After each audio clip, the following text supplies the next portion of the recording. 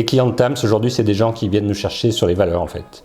C'est des gens qui ont envie de travailler sur le sens qu'on met à la vie.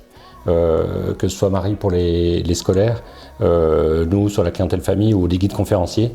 Nos clients, c'est des gens qui ont compris que le futur du tourisme, c'est d'abord de la rencontre, c'est de l'humanité, c'est de la simplicité, c'est de la vérité.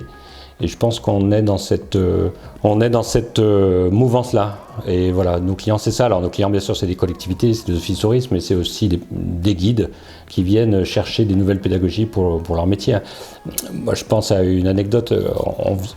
On anime régulièrement une formation pour des guides conférenciers. Et il y a 3 ans à Paris, il y avait une fille, 55 ans, qui avait guidé dans le monde entier pendant 30 ans. Et qui, découvrant les pédagogies sensorielles, le miroir, tout ce qu'on peut faire autour des sens, s'est effondrée en larmes le 2e jour de la formation, parce qu'elle a dit « j'ai enfin trouvé comment je pouvais guider ». Et ça, quand vous avez ça, vous vous couchez, vous savez que vous avez fait votre journée. Donc voilà, nos clients aujourd'hui, ils ressemblent à ça. Et pareil, j'ai le souvenir d'une dame qui accueillait depuis très longtemps des scolaires, donc voilà, elle était assez rassurée dans sa pratique. Et puis on a fait tout un travail autour du positionnement pour essayer de recentrer sur les valeurs, ce qu'on avait envie de transmettre. Parce qu'autour de la table, les gens étaient tous sur un même territoire, ils faisaient le même métier, donc se vivaient un peu en concurrence.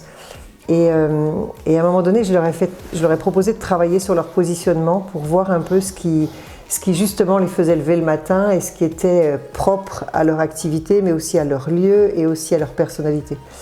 Et en fait, il n'y en avait pas une autour de la table, c'était que des femmes, il n'y en avait pas une qui avait les mêmes choses à dire.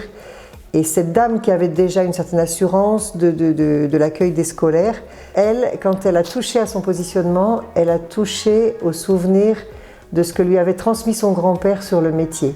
Et c'était quelque chose d'extrêmement vrai, d'extrêmement juste. Et elle a touché à quelque chose d'essentiel. Et elle est ressortie de la formation en disant je ne vais plus faire le même métier parce qu'en fait j'ai touché à ce qui me fait lever le matin effectivement et que j'avais mis sous des couches bien épaisses. Et du coup je ne peux plus accueillir aujourd'hui 150 élèves en même temps, mais je vais les accueillir qualitativement par petits groupes et je vais faire un autre métier, même si je ne change pas de crèmerie, je vais faire un autre métier, quoi. Et ça c'était extraordinaire.